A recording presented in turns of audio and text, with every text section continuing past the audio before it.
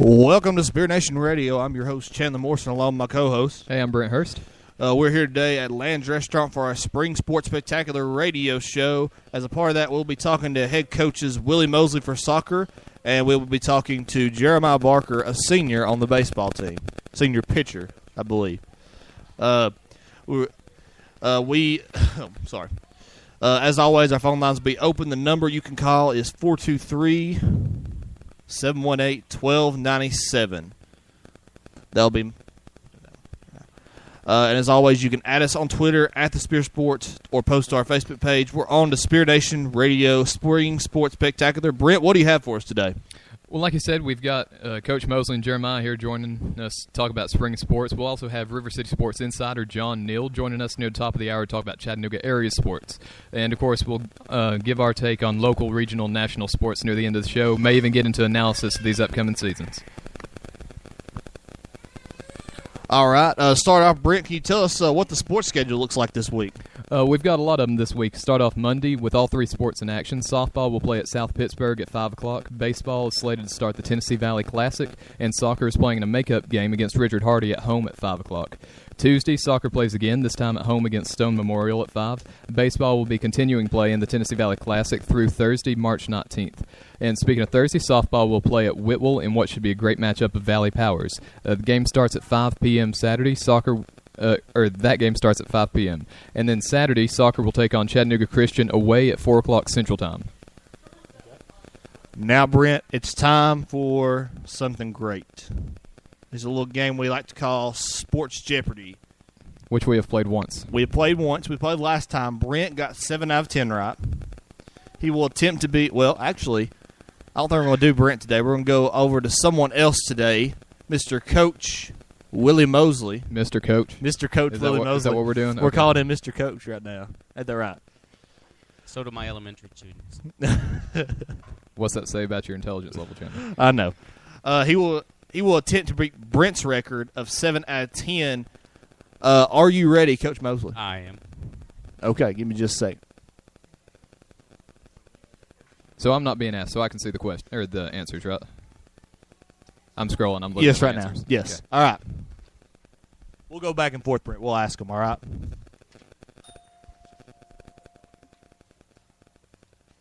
All right. So the first one is: this school has a rich tradition of winning national championships and losing to the schools the size of your house. College basketball. College basketball, by the way. North Carolina. Very close. Very, very close. We'll give you a second chance on that one. Duke. There you go. There you go. You want to count that one? I'll count it. All right, we'll count it. Close enough. Both teams tend to do that, so I can see that. This college softball team is hated so much by everybody, but they keep winning titles, including one against Tennessee this past year. I'm ashamed that you don't know this off the top of your head, Coach. You should know this. UCLA. No, they are good at softball, or at least the Pac-12 is, but not UCLA. Oklahoma Sooners. So, all right, you keeping track of that, Brent? 1-1. 1-1. All right, you get the next two, Brent. Okay, the only time you'll see the Jaguars or the Browns in this game is if they buy their whole team tickets to it. It would be National Football League. What?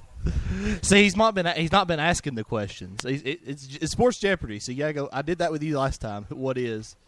And that's not I don't know what you're trying to say, but the only time you'll see the Jaguars or the Browns in this game is if they buy their whole team tickets to it. Super Bowl? Yes. What is the in Super the Bowl? game? Yeah. Sorry. You don't what have- is the Super Bowl? I don't Yeah. even. All right. Yeah. I don't care whether you All said right. what is, but you said NFL, and that All kind of right. confused me. Yeah. Did I say the question wrong? No, you said it right. Oh, okay. All right. Go ahead, Brent. You got the next one too. The official motto of this team is "It's only cheating if you get caught," and even then, it's still not cheating. Chicago White Sox. New England Patriots. New England Patriots. Yes. All right. Well, we got 2 and 2. 2-2. 2 and 2. All right. This district would send teams to the NCAA tournament if they were in college, but this high school district is in Tennessee. Basketball. High school basketball. High school basketball. This is one that people from around here should get. This district would send teams to the NCAA tournament if they were in college, but it's high school basketball. Do you like that one, Brent? Yeah. District 8. District 8 AA. Which explains why District 7 teams never get to state. Coach Mosley is not very enthused at this. Okay. All right. Next one. I didn't write these. Yeah, he didn't write these. All right. So, Peyton Manning has very few weaknesses, but these two words can scare him to death.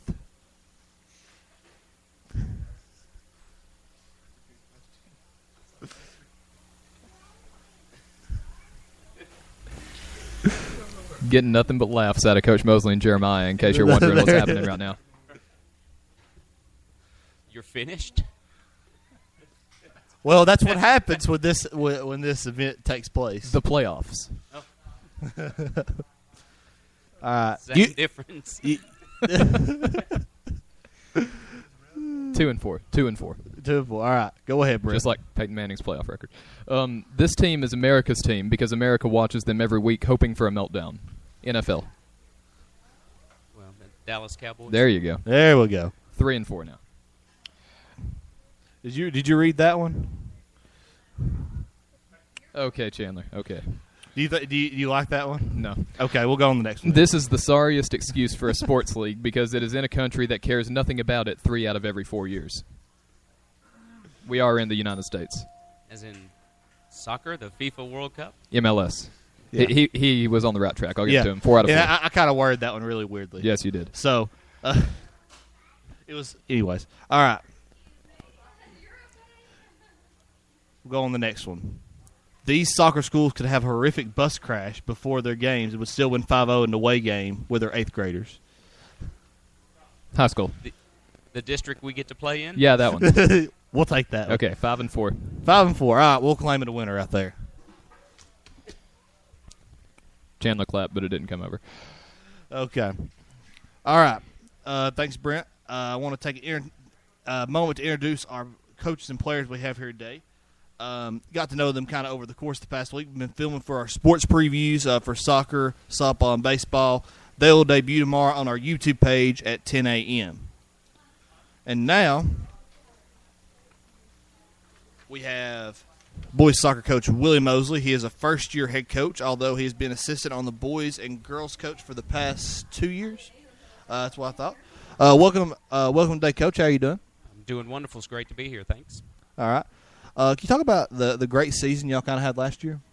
Last year was the most successful season our boys program has ever had. Of course, we were very senior-heavy last year. A lot of experience on the field. Maybe 3 foreign exchange students might have helped a little bit. But we had a double-digit win season. We went up and faced Signal Mountain when they were undefeated, ranked number 1 in the state, and I believe we were the only team, or possibly the only team, that put up 2 goals against them. So to that point, at least, I know. Yeah, to that point. And if we're able to compete with the Signal Mountains and the CCS in a double-digit win season, I would say that that's success. Okay.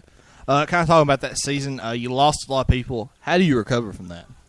A lot of different players playing some different roles this year. And the good thing about it is we had a full junior varsity last year, and they got in quite a bit of experience in a lot of games, and a lot of them have stepped up to the plate and starting on varsity now and doing a good job so far. Okay. Okay, can you talk about how much soccer has grown since you've been here? Since I've been here, well, when I arrived in Dunlap in 1984, I had played soccer for 6 years, and so I asked around, I said, well, where's the soccer sign-ups? And they went, what's soccer? So, yes, since then, it has came a long ways, and I believe since we've had a program here at the high school for the past 8 years. That sounds right. I believe we're at. We started, and it had to be co-ed, had boys and girls on the same team, to last year where boys soccer had 37 try out, and we actually had to cut. We held a full JV and a full varsity. From what I understand from the youth leagues that we also have throughout the valley, they struggle on putting the amount of coaches for the amount of players that we have going on here. So it has become a lot more popular throughout this valley. Talking about those the little leagues, how much have they grown, and how does that contribute to high school? Because you don't really have a middle school team, so how does that contribute? Well, that's going to be one of the deciding factors for us and how well we will do as a high school program. We don't have the feeder program like you said with the middle school. Hopefully that will change around. So depending on how well that the players get coached in those youth leagues will be how far along that they step into the high school. Okay. What is unique about this team compared to maybe any other team you've had, or any team around the area maybe? The uniqueness is they're a tight-knit group. I really haven't had the struggles of being a head coach and the problems with players that I have had in the past and certain things. Very proud to be coaching them. So they're a tight-knit group. Okay. What's one of the funniest moments you've had as a coach? This past Saturday we were was it Saturday? No, it was Thursday night. We had our first varsity and JV game, and I had a new player in there that has never played soccer before, and he was playing for the junior varsity. And one of the things in soccer that we do when we say to mark up somebody, that means you need to go up there and guard that person. And so he was playing defender, and I was hollering at him. I was like, "Caleb, mark up 20, mark up 20." Caleb looked down on the field and saw the 20-yard line, and he went over and stood on the 20 and then looked back at me. And so finally I was like, no. The guy with 20 on the back of his jersey, mark him up. So that was a pretty good moment. Okay, the new indoor facility that Sequatchie County has, how has that helped you with practices? I believe that we have had more practices this year than probably the teams that we will be facing against, and that is because of the use of that indoor facility.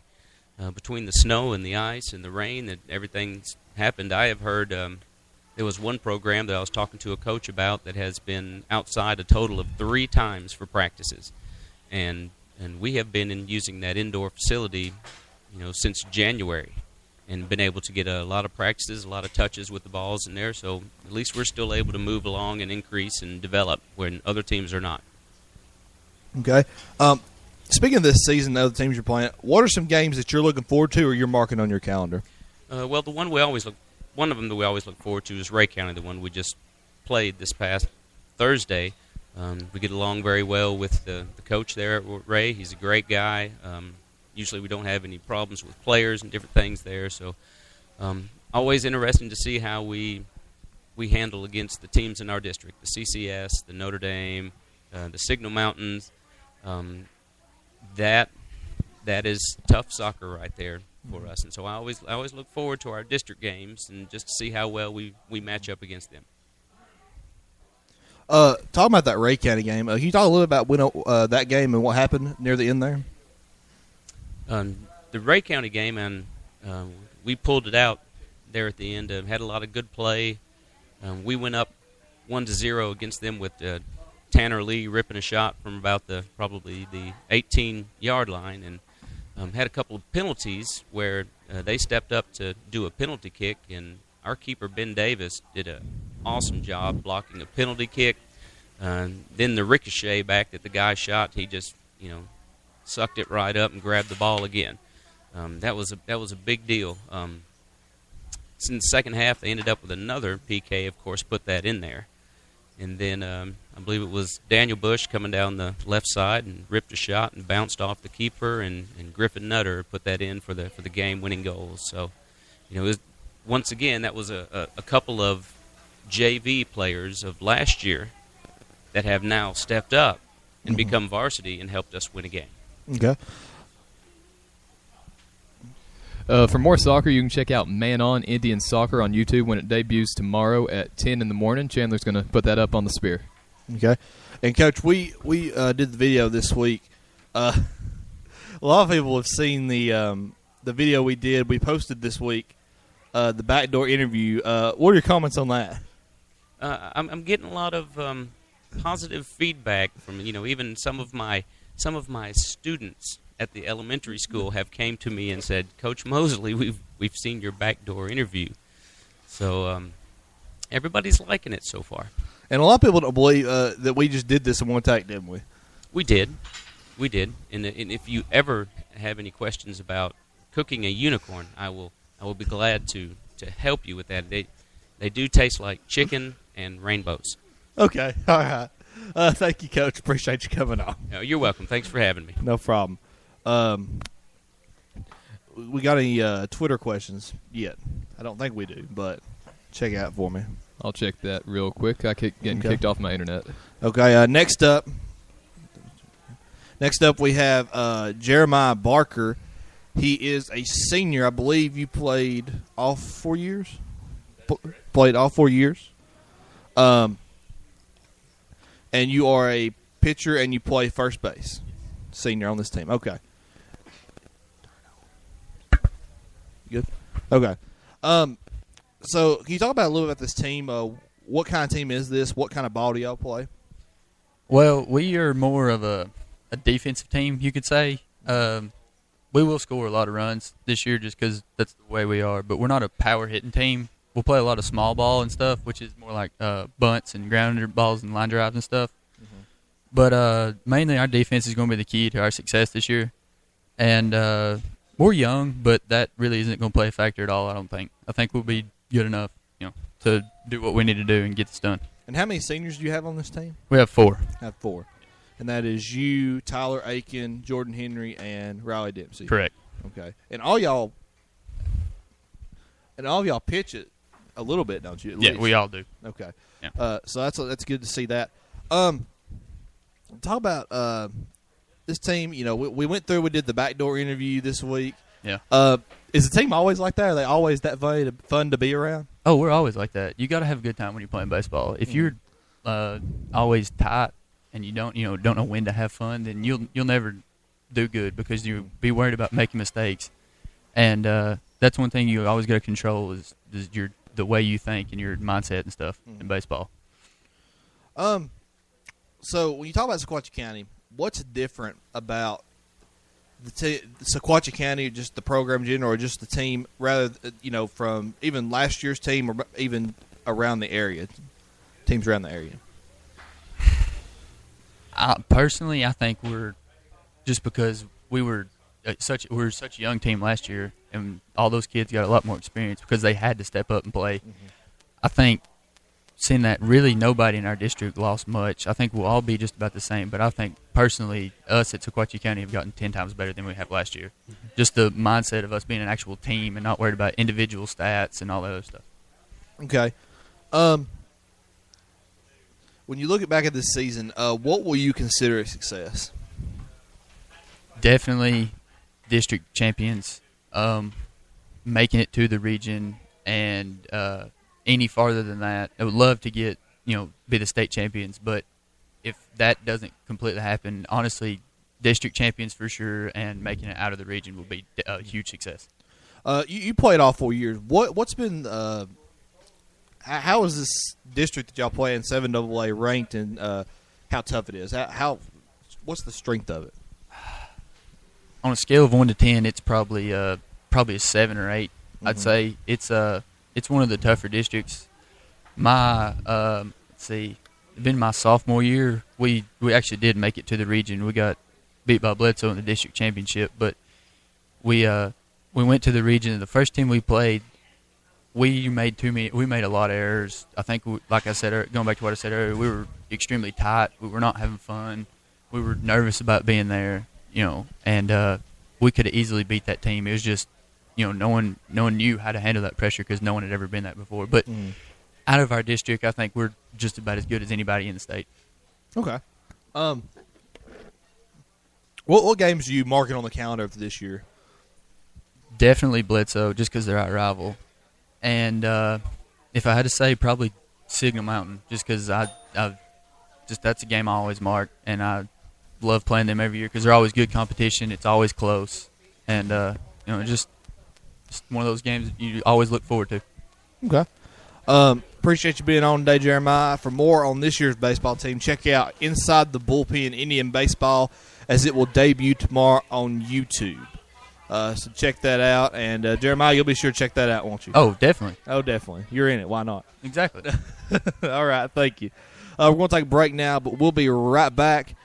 After this, we'll be talking to River City Sports insider John Neal about Chattanooga area sports. We'll be right back after a Walk Alone by Sean Cooley featuring Matt Brock.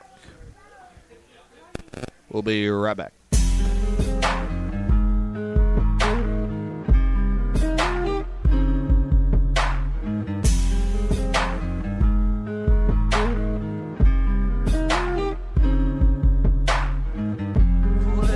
Guess it's back to the basics. I'm never satisfied. A mood you'll never see is complacency. Just be patient with me, pace with me, pray with me. This one's for the ones who chase women and relate with me. I'll be straight with you. Lately I've been on the edge. Mama diagnosed again, my feet just dangle off the ledge. Homies killing one another, kill themselves for something less. Put my faith in Jesus Christ. Satan's winning the game of chess. I know that things will be alright. I don't show it, but I'm scared I might not make it through the night. Keep emotions in check, never let you see me cry. That's the life that I've been living. Sometimes I have too much pride, but can't nobody tell me nothing.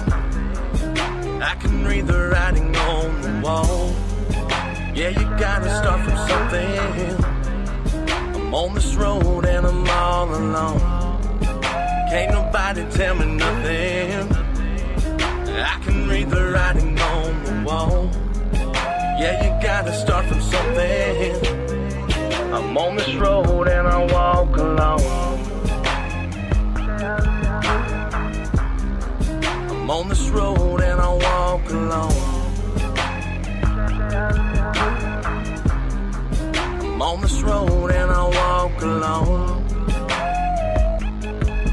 yeah. Ain't nobody tell me nothing. I'm on this road and I walk alone. I leave my heart on the mic.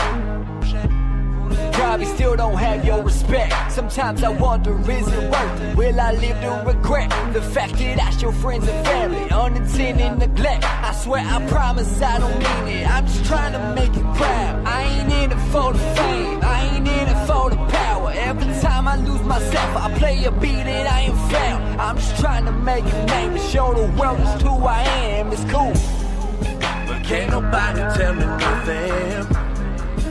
I can read the writing on the wall. Yeah, you gotta start from something. I'm on this road and I'm all alone. Can't nobody tell me nothing. I can read the writing on the wall. Yeah, you gotta start from something. I'm on this road and I walk alone. I'm on this road and I walk alone. I'm on this road and I walk alone.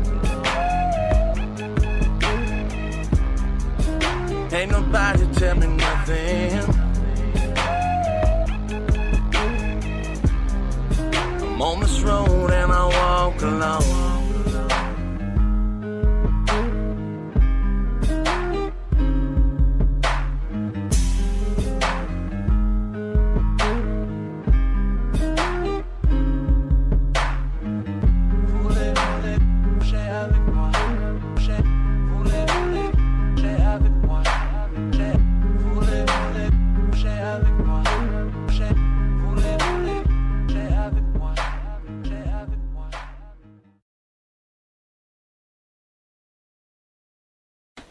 And we're back here on Spirit Nation Radio. Right now we have John Neal from River City Sports on the line. John, how are you doing?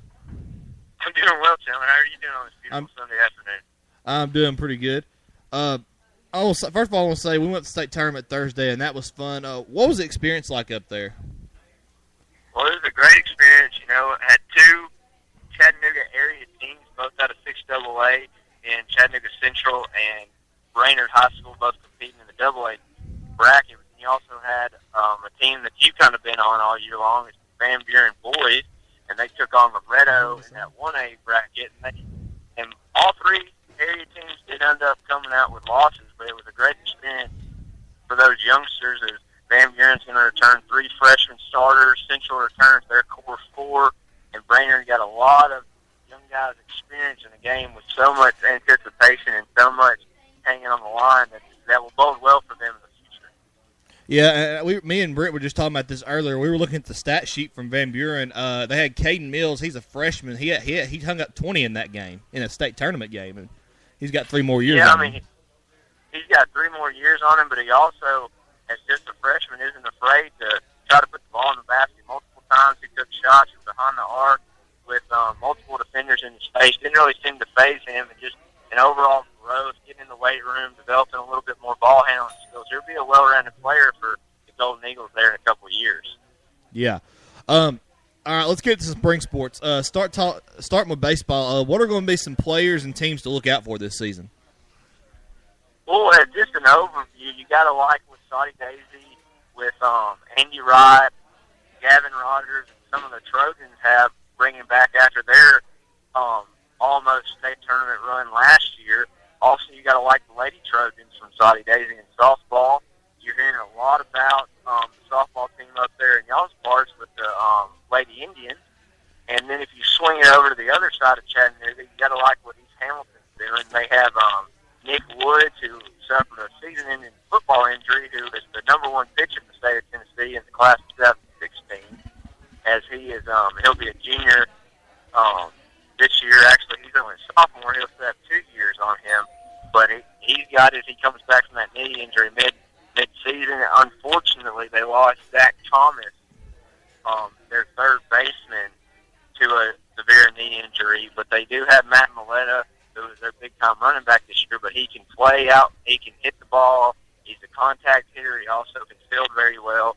So the East Hamilton Hurricanes, they look rather well this season. Also, you got to like what Saudi Daisy brings, but as well, one surprise team or a team that everybody thinks is going to do rather well this season will be your Central Pounders baseball team. They have a really good baseball team, and then some of the smaller schools like CCS, Lookout Valley, Fort Buchanan, they always bowl well in the single A division. So, I mean, it's still a young season. They're in the Phoenix City tournament right now, most of them. And next week I'll know a little bit more just of what the baseball teams will have around here this season. They all seem to bowl well in a young season so far.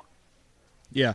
Got baseball. Let's go to the other end of the gender spectrum here and go to softball. What we got cracking over there? Well, in softball, besides the Lady Trojans, I haven't heard much. Just going to be honest with you, haven't heard much about any of the other teams in the Chattanooga and Hamilton County. You would think that Bradley County or Bradley Central and Cleveland and some of the bigger schools might bowl well in softball, but I just haven't heard much about them. I've heard a lot about the Lady Indians up in Sequatchie County and what they bring back, and also having their experience last year in the state tournament will be good for those Lady Indians. It's all dependent on what I can hear in the next couple of weeks. Softball is so big in this area, but I just haven't heard about any just particular standout team or standout players. Unfortunately, I'll get into that next week when I do some research, but just as right now, I just haven't heard much. Okay. Kind of going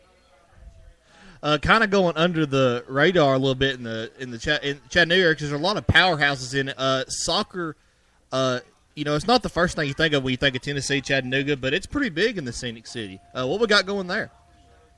Oh, yeah, soccer is very big in the Chattanooga just because we have a semi-pro team that plays here, and you can see it feed down having such a semi-pro team and how it feeds, showing that the younger, in the high school, the secondary school kids that, hey, we keep working at this thing, we might be able to play for our semi-pro team once we get up there out of college and everything, and that benefits the area. But Notre Dame is always good. CCS is always good. East Hamilton is growing. East Ridge has had a good team the past couple of seasons, and just the circumference, all of that, it's really nice to see soccer growing. I think as an overall sport in the United States, it continues to grow. And I think here in the next couple of years, we'll see it grow in the Chattanooga area because of the popularity with FIFA, the video game. It's kind of really benefited people to learn the game in the Chattanooga area, but also the nation. Once you actually have the video games are so big in the United States. I know I'm kind of getting off topic, but when you have a video game really connect with the younger generation, they get a feel for the game and they start watching the game, like the World Cup and the FIFA championships, and that benefits the area. But as far as teams in the area and players, most of them, they all kind of connect with each other, but you also have to like just the growth in the area. But normally Notre Dame and CCS will be both your powerhouses, but you've seen growth amongst young teams. I know Boyd Buchanan, I keep touching on the Buccaneers, but they've had a pretty good team, and along with Eastridge has a pretty good team. And something to note, you have a lot of athletes who in particular stayed with some of these known sports, like your basketballs and your footballs and your baseballs, and they're kind of venturing out and going into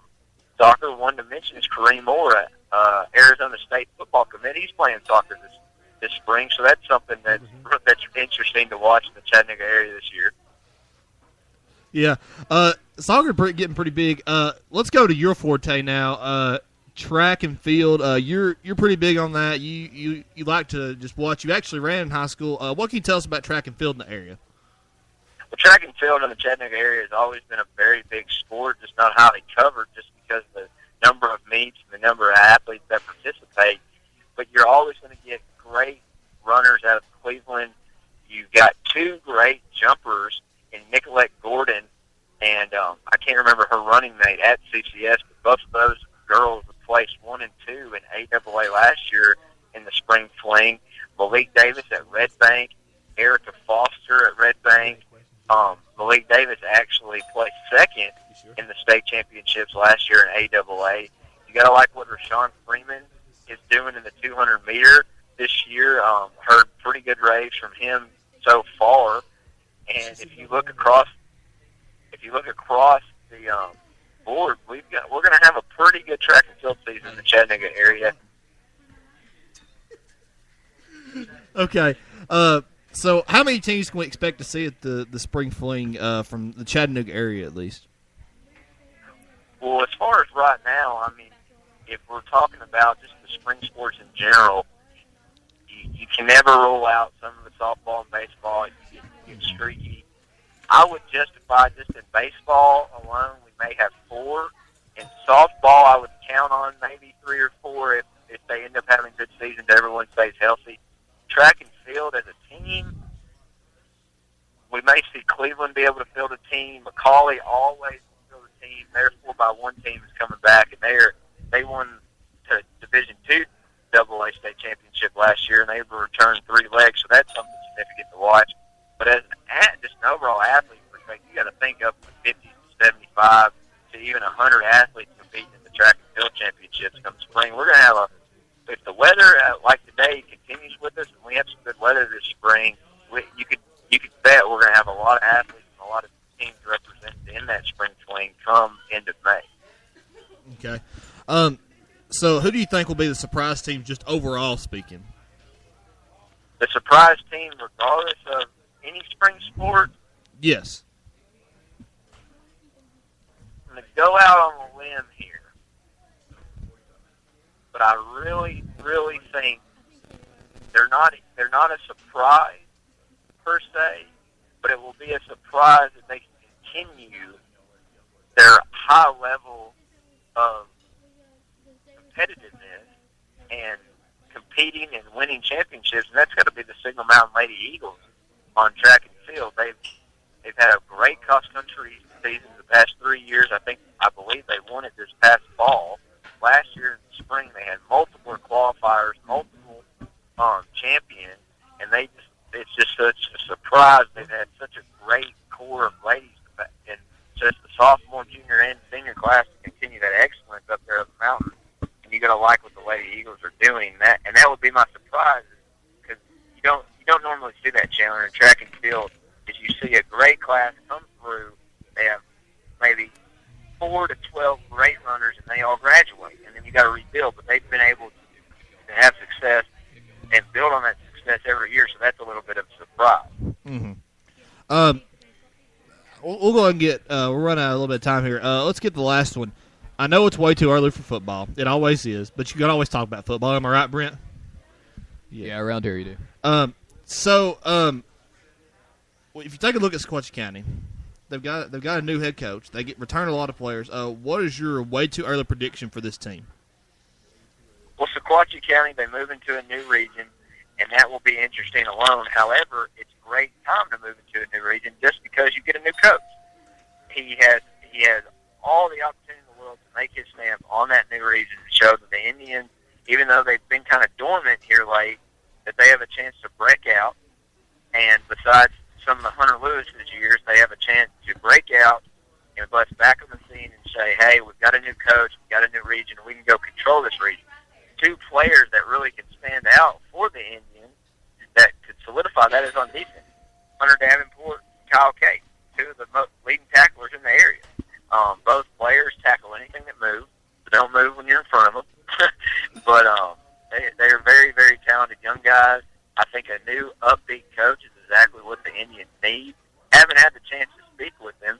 However, if he brings in a new philosophy and something new and hip, and it's not just running the same wing tee or triple option attack, and you kind of get to spread out and use some athletes that they have, and they play good defense, anything is possible for the Indians this fall if he's able to get players to buy in. I think that's something he'll be able to do because the rumblings I've heard is that what people have wanted in that area, and now they've got it, and they all buy in, the Indians could be very successful. Okay. For looking at that, if you just had to say, all right, after everything we just talked about, how many wins does this team get? How many wins? Yeah. Well, I don't have their schedule right in front of me, but I think young guys who have now had experience, yes, you're getting a coaching change, but I wouldn't say anything less than 500. If they don't get to 500, it's a very disappointing season because of the returning players that they do have, and those two players that I've said in particular, because it starts with defense. Defense is going to win you championships, and when you have two young standouts who have now grown older, and you should have another year in the weight room, another year of experience, 500 is what they should expect. Exceeding it should be 6 to 7 wins with a minimum of a playoff appearance and maybe a second-round playoff game. Okay. All right, thanks, John. Appreciate you being on the show today. Thanks, John. All right, we'll see you. If you want more on Chattanooga area coverage, go check out riverseasports.com, your source for Hamilton County sports. Now, Brent, let's get back to just sports in general for a second. We're going to talk to Lady Indian softball player Cheyenne Stockwell. She just kind of showed up, noticed that we were here, and we roped her into it. So give her a break. Give her a break on this. All right. So how you doing today? Good. How are you? Doing good. You were on the team that went to state last year. Can you talk a little bit about that experience you had? Well, it was a great experience. We were really young when we went, so we have a lot of young players coming back with experience to show our new young players what we learned last year. Speaking of this year, what are you going to take from last year, and what's going to be some deciding factors on how far this team gets this year? Our outfield. Our outfield will be our deciding factor on how far we get. We lost a lot of fast players last year, so if we have freshmen that can come up and fill those outfield positions, then we should go pretty far. Okay. As far as just overall on team, what are going to be some of your strengths and then weaknesses? Infield will be a strength. We have all of our starting players from last year coming back in the infield, so we'll be strong there. And then, again, outfield is our weakness right now. Okay. What's the funniest moment you've had with this team?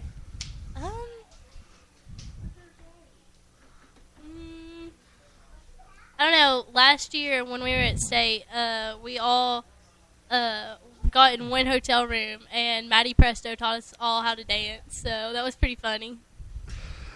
Okay. Games that you're circling on your schedule, obviously y'all and Bledsoe are top 2 in the district, and so Bledsoe's going to be circled. But aside from Bledsoe? I'm not really too worried about Bledsoe. I'm worried about Grundy. Grundy will be a big game. Really? Yeah, Grundy they lost one player last year, and they ended up getting third in district last year, but they're good. Grundy will be probably the best game to watch all season. Okay. Y'all got a new field house coming along. Can you talk a little bit about that? Yeah, I'm excited for that. I don't know if we'll have it this season or not, but it'll be great. We'll have a weight room, and it'll just be good for us to all have a place to change and stuff. Yeah. As a player,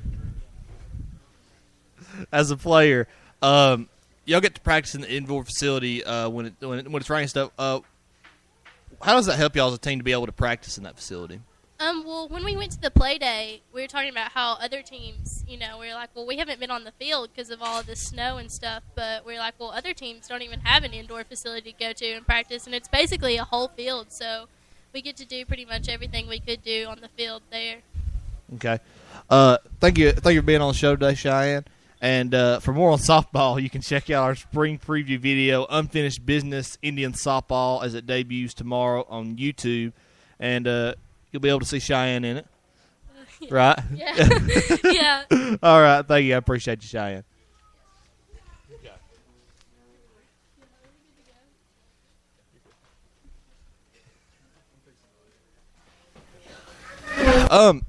So let's get on to just Sequatchie sports in general.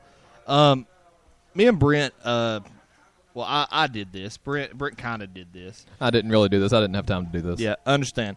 Talking about preseason things, talking about analysis for the upcoming season.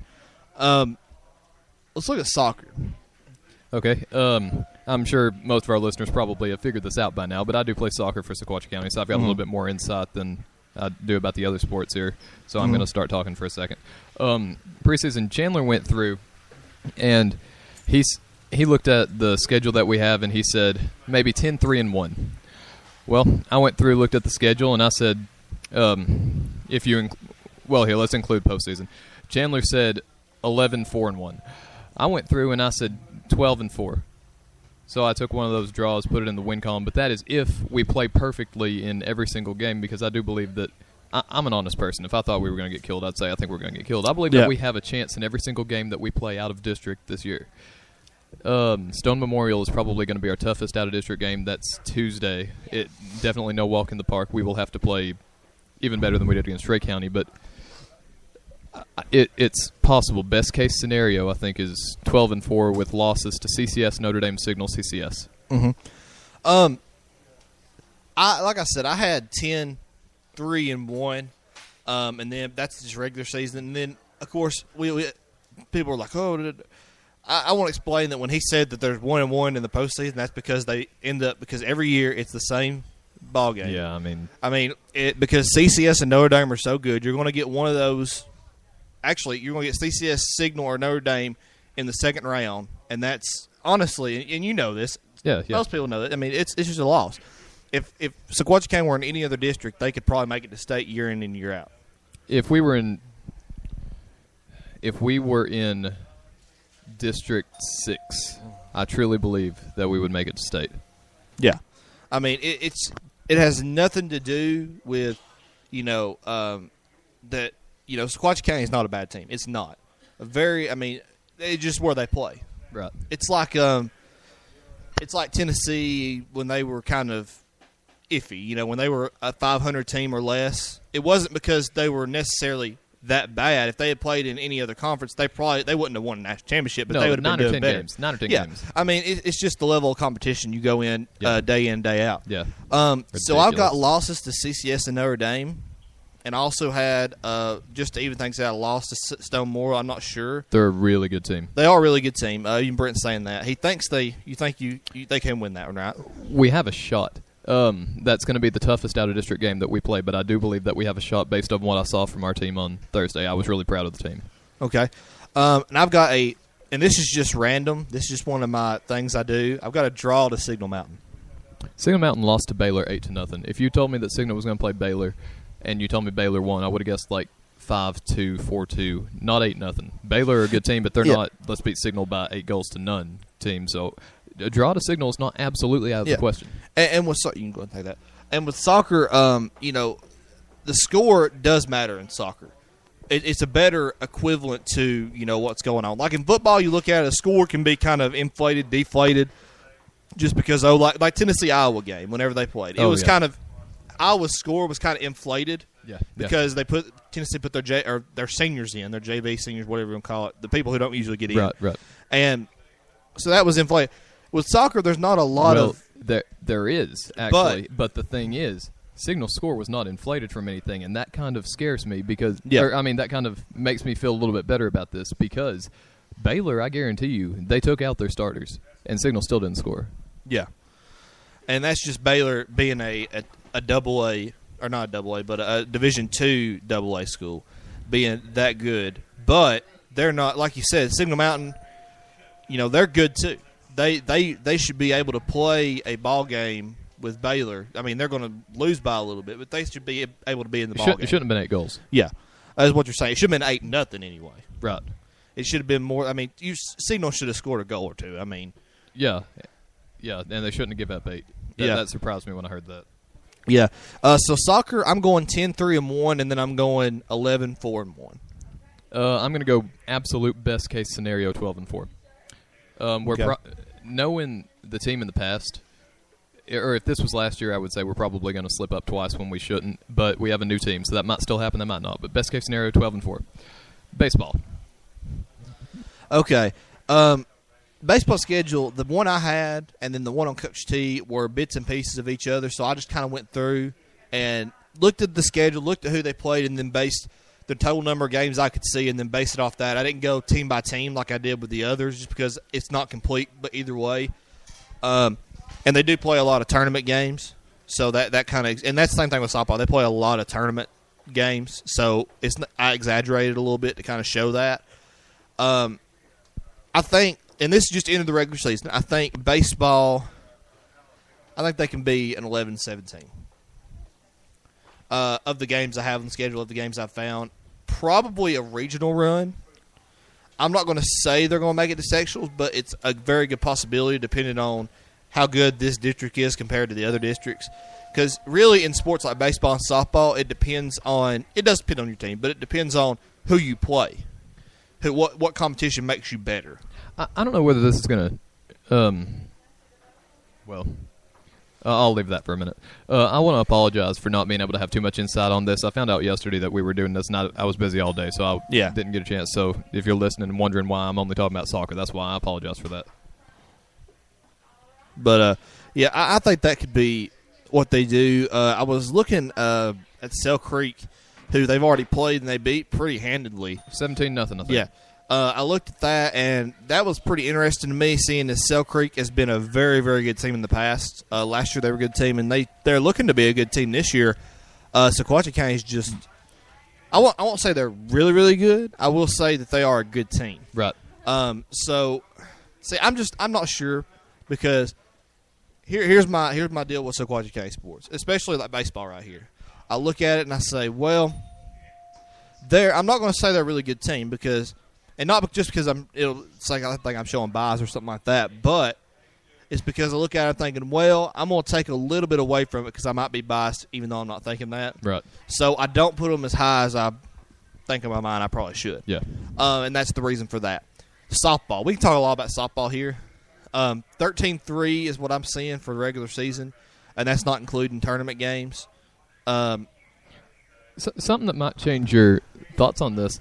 I was really thinking that the game to watch would be Bledsoe County both times, but Cheyenne just told us that the game is going to be Grundy. So does that make you think that they're going to be any better than this record? We talked with I can't remember who it was. We were doing a softball film this week, and we were talking with Miss Somerville, and Coach Mosley asked her about Bledsoe, and she said that Bledsoe played in the tournament, and they weren't bad, they weren't good, they were just inconsistent. I would like to point out that it was Coach Mosley that said this. Yeah. No, that was Somerville that said that they were really inconsistent. Okay. It was Mosley because he was talking about, we go to church with some of their players. Yeah. So they played and beat Signal Mountain. Yes. But they lost to some teams they probably shouldn't even. They lost to Sell Creek. They lost to Sell Creek, which Sell Creek, I think they do pretty good, I believe. Have to beat Bledsoe. Yeah, to beat Bledsoe. But I'm not sure. Anytime you put a team from a different division up against each other, I'm not so convinced that that doesn't have a little bit to do with a win or a loss. So whenever you see Sale Creek beat that, it's pretty influential on that, because you're sitting there thinking, a single A school beat a double A school, and they're not historically, I think Sale Creek's good though. I just don't see them missing the state tournament this year. Man, I don't either. I see them right back here. Their work ethic is too hard, and they're too talented. They're too focused on this goal not to make it. I agree. And usually you see with teams, they went to the state tournament last year. Oh, we're good. They, not this team. Mm-mm. This team, and I think it has a lot to do. And I'm kind of bragging on Miss Somerville a little bit. I was about to say it too. So it has a lot to do with Miss Somerville and her saying, "All right, look, we were here last year. If y'all want to get here this year, put your feet down and let's start working." She is a very level-headed person, and she Yeah. instills that level-headedness into her team. Mm-hmm. I talked to her, and this is in the video too, about it being about her unrealistically high expectations. She said that's part of the reason that I think we go places, because it's unrealistically high. But that has a lot to do with the way she coaches and the way she does certain things. And their work ethic is just too hard. When I look out there, and they're wanting to get better every time you look at them. A lot of teams say that. A lot of teams even kind of do that. But I saw it out of them, like without even looking for it. They just showed me that, hey, we're here to work hard. We're here to get better, and they're. And I think part of the reason is some of them are saying it's going to be hard to get the state tournament. That was some of the players' words, and that was really because all right, we've been told we were there last year, but we lost 3 good seniors. We got to work even harder to get there, and that's one of the things I saw. So, I want to talk a little about this indoor facility. We've had it for about a year now. Time to look back on it and see. I mean, it's a good decision. I know it was a good decision, mostly. So we look in it, and in the spring, it's getting the most use I've ever seen out of it. It is amazing. Because I filmed 3 Spirit Nation films this past week. Chandler counted that right. I'm proud of him. Plus track, which was another one, but I already released that one in case you're wondering. You can go watch that one.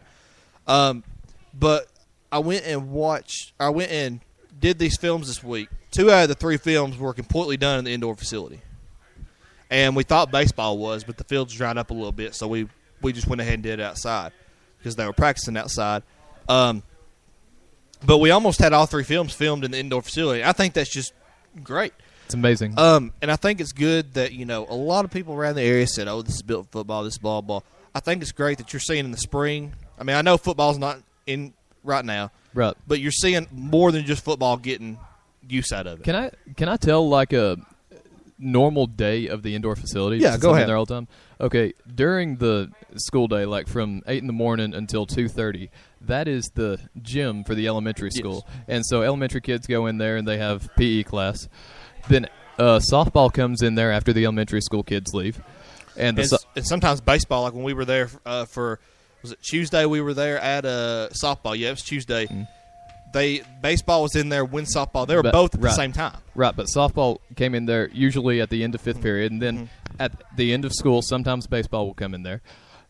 Sometimes what will happen is there will be a whole lot of sports in there at once. I remember one time softball was hitting, soccer had the south half, and track had the north half of the facility all at once. But sometimes what they'll do is they'll have one sport in there, and it'll be right after school. There will be a sport in there, and then after that, another sport. Like Tuesday, we had they used it during the day. We got there. Softball was using it. Baseball was kind of using it at the same time. By the time we got out of there, middle school baseball was using it from a certain time, and then you go and soccer was there, and it was 8 o'clock at night before y'all got out. Mm-hmm. So I mean, it's getting used all day, every day. All day. It's absolutely amazing. I love that the middle school's allowed to use it too. That's great. And I think the really, really good thing about this, it's worth every penny they paid for it. Yes, I believe that, and not just because I believe that because I look in there every day and like you were talking about, with Cheyenne was saying that they went to a tournament and they said, oh, they've been on, and you were talking about this too. Other teams hadn't been on the field because it's been raining, it's been snowing. they've been practicing every day. Yeah. Y'all been practicing pretty much every day in the indoor facility, and I think that really helps. Now, I will say this, with football, it kind of doesn't help with being indoors because football is played pretty much anytime, any condition. Yes. So, and even soccer, it's kind of played like that. Of course, you know, I think football's a little bit more lenient on what they'll allow a little bit. It's pretty even. But anyways, football, you know, that doesn't help you. With other sports, it does because you're out of the rain, you're not doing this. Like softball, it doesn't play out in rain conditions a lot. I want to put in a plug here for the coaches. Yeah. Coach Jones, Coach Somerville, Coach Hatchell, Coach Mosley, and Coach Mason from middle school baseball have been absolutely amazing with how well they're willing to work together and have their teams in there at the same time, or be willing to give a little bit if some team needs to be in there by themselves. I don't know a lot of coaches who would be that willing to cooperate like that. It's impressive. Because a lot of schools, you'll see that there's a dominant sport. In Sequatchie County, it tends to be football, of course. But outside of football, when football's not in session, you'll see that they go about doing this. And so, like you're saying, so many sports get to use it. You don't see a lot of schools that go around, their coaches cooperate as much as they do. And that's really nice to see, really great. And I will say, I do like the feature of the batting cage. Yes, the batting cage being in there. There's two separate batting cages, so you could have baseball, softball in there, and then you have y'all actually use it in soccer for a goal between them, don't you? That's just convenient. Yeah. If coach is too lazy to go get the goal, we'll use it as a goal. So I mean, it kind of doubles. So yeah, and they do have movable mounds they can move in there. So I mean, if they need to pitch, they can. I've seen the middle school baseball team use that a lot. Mm-hmm.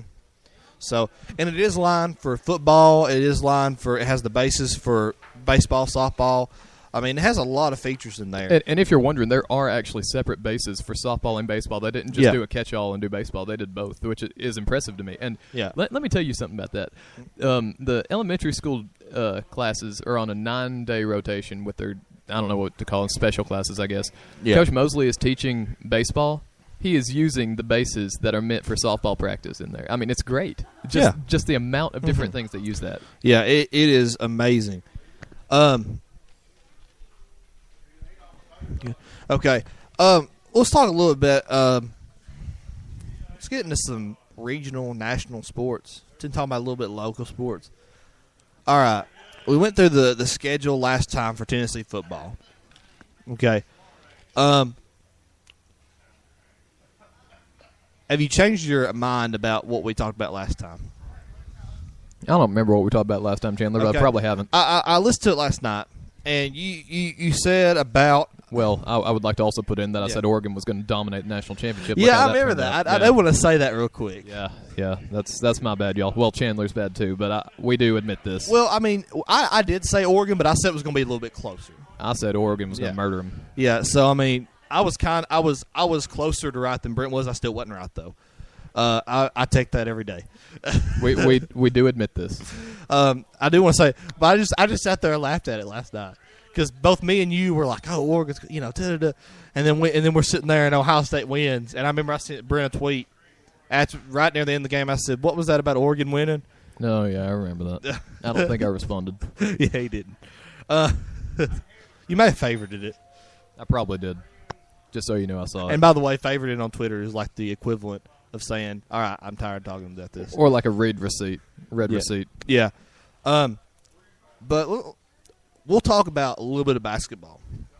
Kentucky. All right, we're done with basketball. No, 30. I believe it's up to 34-0 now. It is 34-0. 34-0. Daniel Dawson's Twitter. Traitor. Oh dear. I'm just amazed. That amazed me. I knew they were good, but to see this is the first team ever to go undefeated this far in the season from the SEC. From a power conference. Really? From a power conference. There are only 4 that have done it in NCAA history going in the NCAA tournament undefeated. That was Kentucky, Wichita State, UNLV, and Chandler's doing this from memory, by the way. So, I can't remember the other one, but it is a small school. It was Indiana State when Larry Bird was there. So they were undefeated going into that. That is just amazing to me because they're not only winning, but when they actually play ball, they're dominating. When on Kentucky's off night, and the thing is, they've had off nights. It's not like they've been perfect every game. They have had off nights, and they've still won. Ole Miss. Ole Miss, yeah, the prime example. They about lost. Did they go into overtime? Or they went into overtime? Sure did. And beat Ole Miss, which honestly is not that You great of a shouldn't have to basketball go on team. No, Tennessee liked to beat Ole Miss. Yeah. So really, Tennessee almost beat Kentucky, even though we didn't. Yeah. Tennessee being the way they did, they beat Tennessee by 10, which is like saying it was a close game in Kentucky's standards this year. Yeah.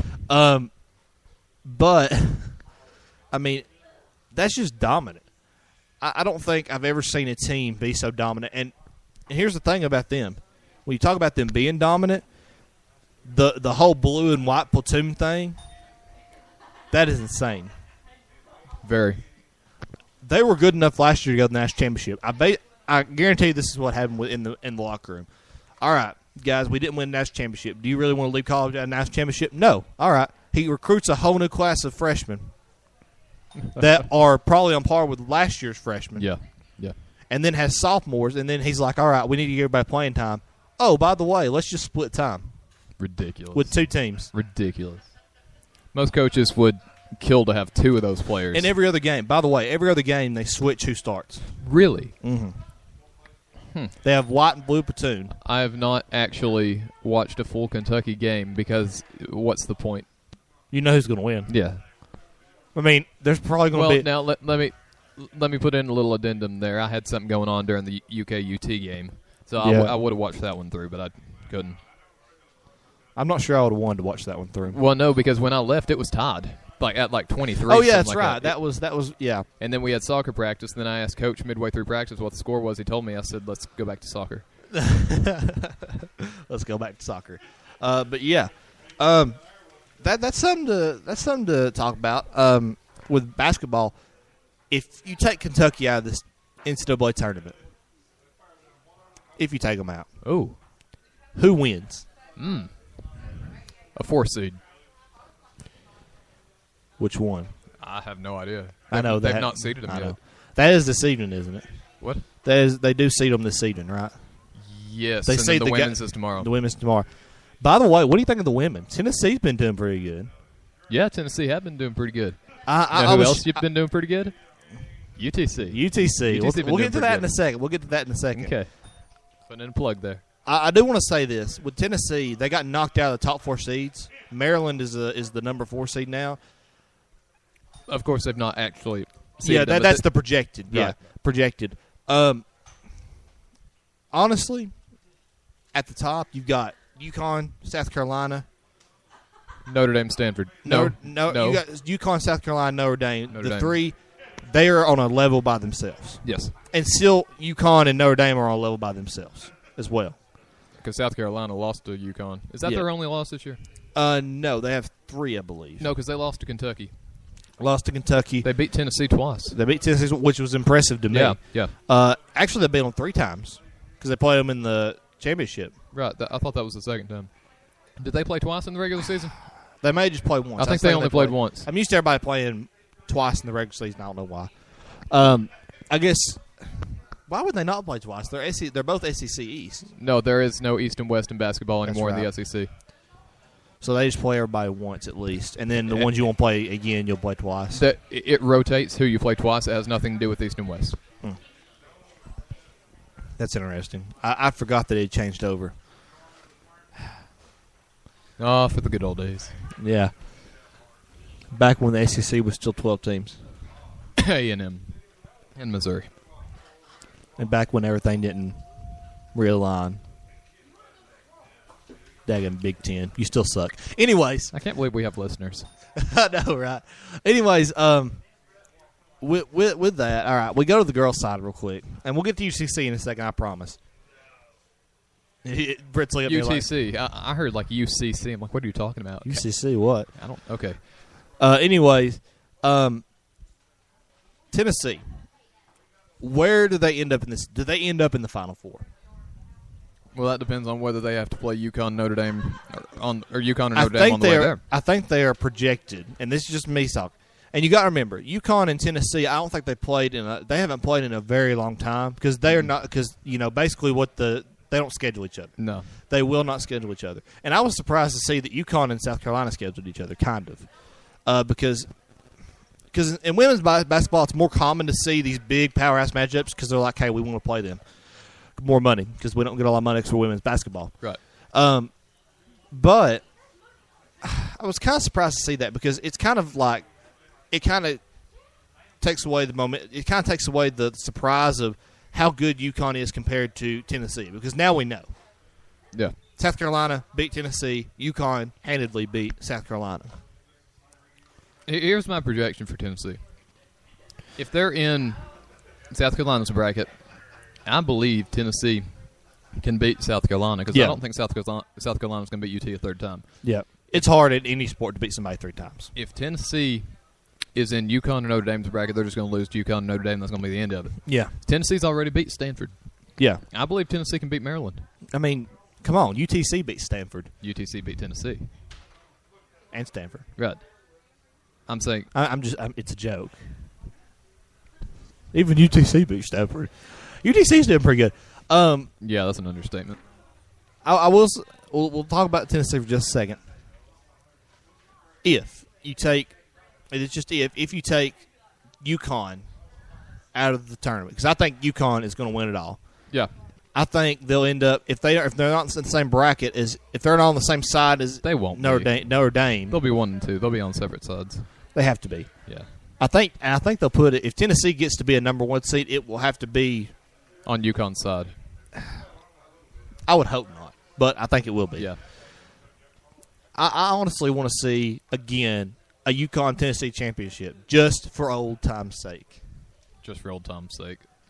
I mean, I don't. You know why? I want somebody to beat UConn before we have to play them. But see, here's the problem with that. You got, remember when Tennessee was supposed to play Baylor, was it last year? And Louisville beat Baylor. Yeah. And then, Louisville blew them out. Yeah, I remember that. That shocked everybody. They ended up winning, didn't they? They ended up winning they went to the Final Four. Or no. What year was it that Louisville won both tournaments? Was it last year or year before? I don't think it was last year because I think UConn won last year on the boys' side. On the men's side because they played Kentucky. Just this past year. I'm just doing this from memory, just so don't get on to me, guys. Why don't you look that up whenever Louisville played? Brent's like, I don't want to look it up. Anyways, talk about UTC. Both proud UTC students here. The Lady Mocs beat Stanford and Tennessee, both in Chattanooga. What happened in the Tennessee game is that UTC and Tennessee were like, hey, let's schedule each other. And UTC beat Tennessee 2 years ago. Tennessee won last year, and now UTC's won. So that wasn't overly unexpected. Stanford, what happened in that game was they're like, hey. And I will note that both those games were at UTC. Yes, both those wins were at McKenzie Arena in Chattanooga. Mm-hmm. Now, here's what happened in the Stanford game. Stanford's like, let's schedule a game against Tennessee. Okay, now we're traveling across the country. Let's have an easy warm-up game. We'll play Chattanooga. Oh, wait, we just lost both those games. And UTC's like, hey. All 3 of those games happened within a week of each other, didn't they? Or something like that, within 2 weeks. So, UTC lost 3 games this year, and they were all very early in the season to teams that they shouldn't have lost to. They ranked number 17 in the country. One of them they should have lost. Oh, wait a minute. That was Notre Dame, wasn't it? Yeah, I think I say. Yeah, okay, so I'm sorry. 2 of them they shouldn't have lost, and 1 to Notre Dame. I mean, you're allowed to lose to Notre Dame. My goodness, UConn's allowed to lose to Notre Dame. But UTC are ranked 17 in the country. That is astounding. I don't think they've. And here's the thing. By the way, I believe the coach at UTC coached under Gino Auriemma at UConn. UTC's coach was at Ohio State. I don't know whether he was ever under Auriemma or however he says his name. I want to say he was. He may have been. I'll look at it again, but I want to say he was. That would. UTC always seems to get in the women's college basketball bracket. And they do good in this season. Like when the season they beat Tennessee, they did awesome until they got to the NCAA tournament. And then they got put against a team that was it Nebraska? I think it was Nebraska. They got put against a Nebraska team. They almost beat them. That was a close game. Yeah. What was it, 68-62, something like that? Mm-hmm. You know, I would like, and you don't say this with the women's game as much as you do the men's. I would love to see some upsets Yeah. because I don't see them being a 17. I don't see them being more than. I mean, they're probably going to be no more than a 7 seed, Right. And if there were which is 7 not seeds, which they'd is be- not good because you would think the top four seeds in each one that would put you at 16. You would think they would be the 5 seed, right. but the way they still do a- stuff. Still a 7 seed. If UTC were to win their first game, that would not be an upset. UTC would be favored to win that first game. Yeah, and I think that's what they need Yeah, for that first game they do. because they're when they play teams during the season, they're looking to upset Wait, 2 or 3 teams every year. wait a minute. Okay, they'd have 10 seed in the first game. Then if they won that, and I'm sorry, I'm trying to figure out what seed they'd be playing. So let me see. We'd have to add up to 9, 7. They'd be playing a 2 seed. Yeah, most likely. You And think- with do you women, they would be playing 2 seed. Do you think they would want to be in Tennessee's bracket if Tennessee were a 2 seed? Because it's looking like they will be. Man, That would probably be the best situation. I wouldn't want to watch that game. I couldn't Yeah. choose. I wouldn't be able to choose. Yeah, I told my mom the other day. I said, "Look, if they do play each other, we're going." She said, "You mean there was a chance we're not?" You know, looked at me crazy. I mean, Where would it be though? I see. That's the thing. It would probably be across the country somewhere. Our luck in Spokane. No, it'd actually probably be in Knoxville Regional, wouldn't it not? I think it'll be in. The 2 seeds host too, don't they? They changed the format from last year. Oh man, I hate when they change formats. Makes things hard on me and Chandler. By the way, NASCAR race going on. Anyways, in other news, what we got going on? There was a car that I could have been anywhere else right now. yeah, you could have, but you chose to be here with us here on Spirit Nation Radio. We want to thank Land's Restaurant for letting us come in again. They've always Yeah. been good to let us come in pretty much any time we want. Yeah. There've been a couple times they've told us no, but I mean, it's been obvious reasons why Yeah, we can't. like We have the no yard problem sale. with that. Yeah, I mean, we're not going to come in on the yard sale. Yeah, we Yeah. got you. We understand that. So they've Yeah. always been really good to us here. We love them here. So we talk about UTC. Well, what's it like? You know, it's kind of a weird feeling for me to see a team that I go to that school and for them to be winning because I'm from Sequatchie County. I'm not used to that, but I mean, as far as like winning national champion or winning state championships, stuff right. like that, not just they lose every game. Right. No, I mean they play pretty good. It's just not on a level that everybody else does. Sorry, I had to put that joke in there. I knew Brent would pick it up before I got done saying it. But UTC, it is awesome to see them play. Did you go see the UTC UT game? No, I didn't. See, I was there this year, and I went over and sat in the student section because I could. Color were you wearing? I was actually wearing an orange shirt, but I was wearing a UTC pullover. There we go. So if things turn for the worse, I've got myself covered. Of course, I cheer for UTC the whole game anyway, so it didn't really matter. It's kind of like me. Because I thought I in those kind of games, I cheer for the team that I think is going to win, or I think is going to just be horribly blown out. Because remember, me and Brent here went to the UTC UT I was about game to bring that up. in football. We cheer for UTC just because they were doing horribly bad, and we just wanted somebody to be on their side. And yeah, it was mostly that. and mostly because somebody beside us was doing a chant. We're like, hey, let's do a chant with them. Now I think they might have been drunk, but that's a different story for a different day. Anyways, Man. with the girls' team, I just cheer for UTC because I thought they had actually a good chance of winning that game because it's happened before. Why not? UTC did actually start to come back there in the game. I was like, oh dear, and then I looked at and then I thought to myself, I said, wow. I'm thinking bad about myself because UTC's coming back in a game.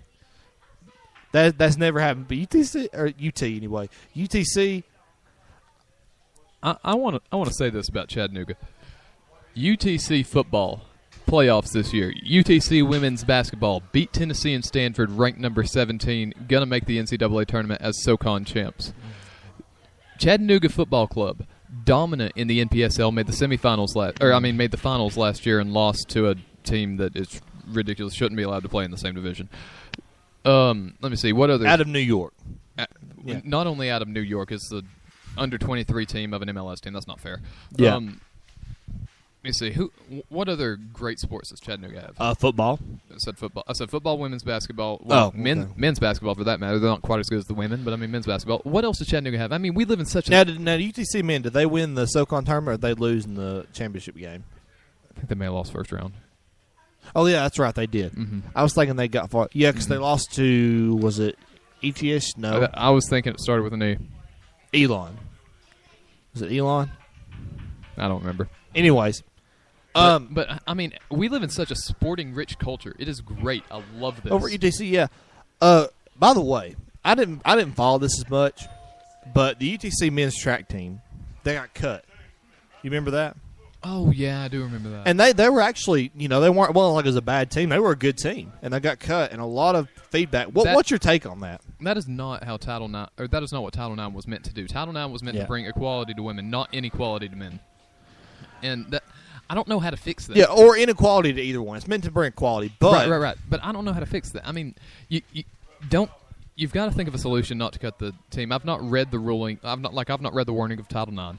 But you cannot cut a team like that simply because you don't have enough teams where the women have two more because of football.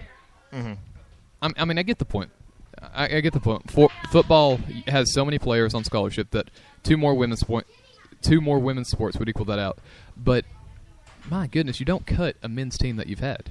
Yeah, and it's doing relatively well. I mean, I don't care if they've never won a thing in their lives. I just don't. Yeah. There's got to be a solution. I mean, surely everyone saw that shouldn't happen. Yeah. Even the people up in Nashville, up in D.C. saw that, surely. Mm-hmm. I mean, it was a pretty big story when it broke around here. Yeah. And, people, and especially students from UTC. Outraged. And, and they're like, and some of them were like, oh, you never went to track meet? No, I haven't. But that's not fair to them athletes. I keep thinking back to UAB when they cut their football program. I mean, you remember that, don't you? Yeah. I mean, hate it. It's just horrible. Like, at least if you're going to do that, if you're going to cut a program, which is not what I would want you to do, if you're going to cut a program, let the freshmen finish out as seniors. Yeah, or let them at least finish out another year. I say you do it as seniors, but if you can't do that for some reason, I agree. At least give them a year's notice. Yeah. That way they know, okay, after this year's done, I can be planning and trying to. Because if you just tell them right now, oh, you're not going to be here, like right before the season starts. Oh yeah, by the way, we're not going to have a team. What are they supposed to do? They've already started their education at UTC. They've already done that kind of thing. Do you they can't just transfer over just on the spur of a moment. You got to give them some notice, at least a year's notice. I think that's something that's, of course, women's track team has been good over there, I know. I don't know much about the track fees, but I know they have been good in the past. They have had some SoCon championships as teams and then individuals from there. But sorry to cut you off. I was trying to think of this earlier. Wrestling, UTC wrestling dominant. Okay, yeah, back to you. Well, when is UTC wrestling not dominant? Exactly. I mean, it's just UTC, and a lot of people are saying, oh, you should move up to FBS. You should move up to FBS. No, you shouldn't. No, you're too small for that. With football, anyway. Right. Here's the reason why you don't. First of all, you're going to end up like Georgia. You're going to end up like Georgia Southern and App State, where they're having to build. It's going to take them at least 10 more years to build a program that can win in FBS, let alone compete. Maybe even longer than that. One of them went like 10-2 this year, didn't they? But that was in the Sun Belt. That's FBS, ain't it? That is. We ain't saying UTC should be in the SEC. No. When I say competitive, I mean on a national standpoint. Like I think. Here's my thing. I think Appalachian State and Georgia Southern, they can be on national. They can be what we used to call BCS busters. They can be playoff busters, but it's going to take a while for them to do that. Even with a 10-2 record, they're going to have to start going undefeated. They're going to have to start scheduling games. Like remember when the two big ones back. I remember when I started following college football. Boise State and TCU. They played teams. I know. I don't like them sometimes. I like Boise State better than I do TCU sometimes. But they play. But you gotta say this. They schedule teams. They didn't just. They scheduled bigger teams. They scheduled bigger teams, but I mean they scheduled teams that Tennessee, when Tennessee were having a down year, could have killed. Yeah. but that was mostly just in their conference. They can't choose. They can only schedule maybe 3 games that are non-conference in college football. So they try to schedule one big one, maybe 2, maybe one that's like a Tennessee that at that point wasn't great, but it was in a power conference. Right. But then you don't have much else. You got to schedule something that you can win, so you can get those wins. That's what's going to look better on that. And I do remember this though. TCU did beat Wisconsin in the Rose Bowl. Yeah, you're right. I mean, so you got to give them credit for what's credit's due. I think App State and Georgia Southern can get there, but it's going to be a while. I agree. Long while. It's going to be a long while. Even TCU, even from when they moved from a small conference to a bigger conference, it's taken them a couple years to get to the point where they're competing for a national championship. And by the way, I've got them in the national championship. I got them in the playoff next year. You agree? Yeah, Big 12 champion. Yeah, I agree with that. Okay. SEC champion, Big 12 champion. Oregon. Yeah, Oregon. Well, I mean, are you putting them in now, or are you kind of iffy on that now? You know what? I'm not gonna pencil them in. I'm not even gonna do that. I'm just gonna say Pac-12, TCU, SEC. Florida State is gonna lose a game or two, and so it'll be Big 10. Okay. I can agree with that. ACC gets left out next year because nobody's got a better record than 10-2. Okay. And the reason I was talking about we back this around back to UTC somehow, some way. I was talking about their football program, FCS, moving to FBS. You shouldn't do that, and here's the reason why. When you look at where Chattanooga's location is, it's not one of the big cities in the U.S. No, it's not. Not by any stretch of the It's like the 4th, maybe 5th largest in the state. 4th, yeah. Memphis, Nashville, Knoxville, Chattanooga, and then you got okay, good. I couldn't remember if it was 4th or 5th. I know it was Johnson somewhere right City's there. 5th. Okay, that's right. So you take Chattanooga, you look to the northeast, all right? You got Knoxville. You look to the northwest, you got Nashville. You look to the southwest, you got Tuscaloosa, Birmingham, Montgomery, Alabama. We'll just say Alabama. Which has some very, very good high school recruits. Mm-hmm. I will say that. And then you look down to your southeast, you got Athens and Atlanta. You know what you do as an FCS program is FCS has an advantage over the lower FBS in that you can get a championship ring. You can't sell that as a Sun Belt or a CUSA conference. You can't sell that. You can sell that in FCS. Say, hey, you can get a championship ring. Okay? I mean, so Chattanooga's not a point. Now, they may grow to a point where they may have to go to FBS and say, all right, look, we're good now. We can transfer. It's going to take us a year or two, but it's going to take us a little bit to transfer. So, I mean, yeah. As far as sports. But anyways, talking about FBS. Okay. You were talking about putting the 4 teams in the playoffs. Okay. What were your 4 again? Every champion except the ACC of the Power 5, and I've got TCU penciled in for the Big 12 championship. Okay. By the way, Florida State next year, they lose Jameis Winston. Was that on purpose, or was that like a Freudian slip there? No, that wasn't. It wasn't, I promise you. Freudian slip then. Anyways, Jameis Winston, you lose him. I mean, where does this team go? Max, like I said a second ago, 10-2. 10-2. I think they won't drop that far because they're playing in the ACC. That's not that hard. Well, I mean, I will say this. ACC is a good conference, but it's not on par with the SEC, Pac-12. Pac-12 and SEC are probably the 2 big ones. Out of the 3 out of the 5 are great. They're on top of everybody else. Big 12, SEC, Pac-12. And then SEC, I would say, is on top of them, but it's not as big a margin as it used to be. Not after what the SEC West did in the bowl games. My goodness. Even SEC people are starting to say, all right, we're better than you. We're not that much better than you, except for the crazy Alabama fans. Anyways, we love you, but we're still praying for you. We're hoping you'll convert back over from the Looney Bin. Brent's just died over here. But anyways, You're going to get shot. yeah. Spring sports, as far as that's concerned, let's talk about college softball. We can kind of talk about that. We know a little bit more. A lot of people.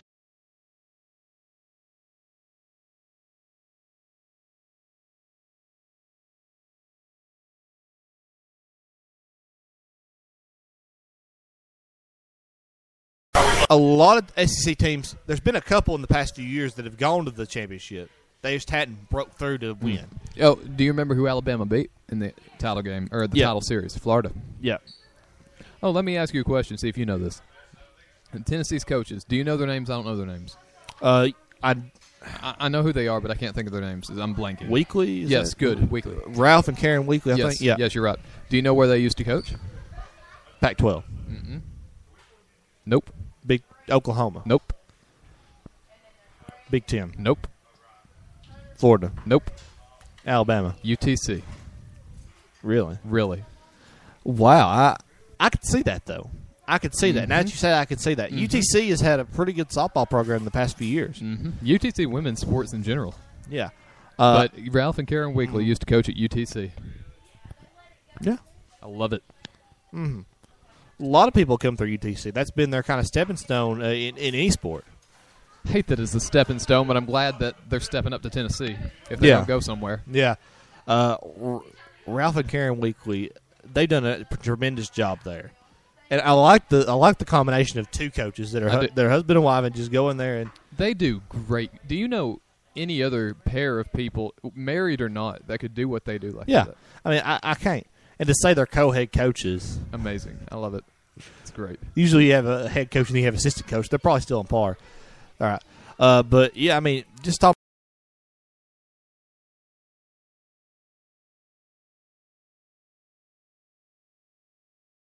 I mean, Tennessee will be in the College World Series. I have no doubt in my mind about that. Who wins it? I mean, I hate to leave it this wide open, but it's either going to be a Pac-12 team or Tennessee. I'll say this. If the SEC wins it, it'll be Tennessee. If the SEC doesn't win it, it'll be Oklahoma or a Pac-12 team. It's interesting you say that. Tennessee is ranked 8, and there are 3 SEC teams ahead of them in the rankings right now. I knew there was at least one. I didn't know that there were 3, but Tennessee will win it if it's an SEC team because of experience. Yeah. Because of experience. Okay. That's going to just about do us today. And by the way, we'll say this again. Spring previews for soccer, baseball, and softball coming out tomorrow, 10 a.m. on YouTube. May around that time, not exact. Just that's just whenever we're planning on come out. With the technical difficulties, y'all might want to wait till about 10:45 to. Yeah, or later. But we'll try to have them up there at that point. Gosh, it's just been a great show today. Loved having Coach Mosley here. Loved having Jeremiah Barker. Loved having the softball players here. Sorry that we didn't have anybody from track, but it was originally going to be just the coaches here, and then it kind of got strange last minute with why we didn't have coaches. If we knew we were going to have players, we'd have had somebody representing track, but Coach Jones wasn't able to be here today, so that's why that didn't happen. Yeah, it's kind of weird. But we will have a track representative or Coach Jones on the show either next time we do it or as soon as possible. Yeah, as soon as possible. But that's going to just about do us today here for the Spring Sports Spectacular here on Spirit Nation Radio. I'm Chandler Morrison. And I'm Brent Hurst. And all right then. But anyways, I'm Chandler Morrison. And I'm Brent Hurst. And we're signing off today. Go Indians and God bless.